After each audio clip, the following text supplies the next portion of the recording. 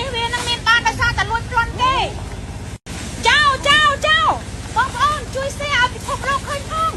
ចៅថៃវាដាក់ទង់ជាតិវាបង្ហាញពិភពលោកថាវាគឺជាចៅប្រទេសវានឹងមានបានដោយសារតែលួចប្លន់គេចៅ